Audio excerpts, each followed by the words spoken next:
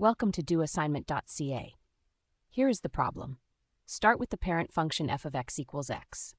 First shift the graph 3 units to the right, then reflect it across the x-axis to create function h of x. Write the equation for h of x. Verify your equation by testing the point where the original function crosses the y-axis and where the transformed function crosses the y-axis. Now let us work through the solution step by step. We start with the parent function f of x equals x. This is a straight line through the origin with a slope of 1. All of our transformations will be built on top of this equation. The first transformation is a horizontal shift 3 units to the right. To shift right, we replace x with the quantity x minus 3. This gives us g of x equals x minus 3. The line still has slope 1, but it now crosses the y-axis at -3 instead of 0. The second transformation is a reflection across the x-axis. We multiply the entire function by -1, so h of x equals negative times the quantity x minus 3.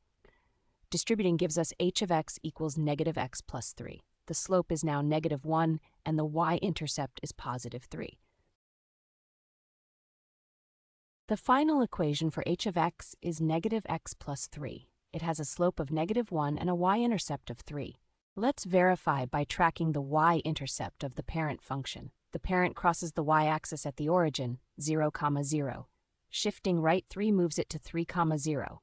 Reflecting across the x-axis keeps it at 3, 0 since the y value was already 0.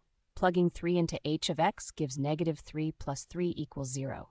This confirms 3, 0 is on the graph of h. Now let's find the y-intercept of h of x by plugging in x equals 0. We get -0 plus 3, which equals 3. So h of x crosses the y-axis at 0, 3. We can cross-check this. The point 0, 3 on h corresponds to x equals -3 on the original function. F of -3 equals -3. Shifting -3 to the right by 3 lands at x equals 0, and reflecting the y value of -3 gives +3. Everything checks out. Here is the graph showing all 3 functions. The blue line is the parent function through the origin. The green line is the shifted version, crossing the y-axis at -3 and the x-axis at 3. The orange line is our final answer, h of x, which crosses the y-axis at +3 and the x-axis at 3. Notice that g and h share the same x-intercept at 3, 0, which is exactly where the original y-intercept landed after being shifted.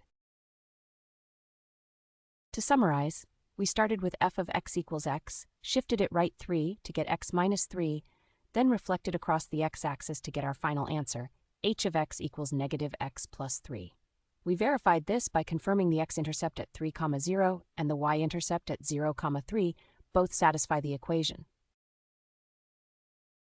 Visit doassignment.ca for more study tools, AI learning support, and online tutoring.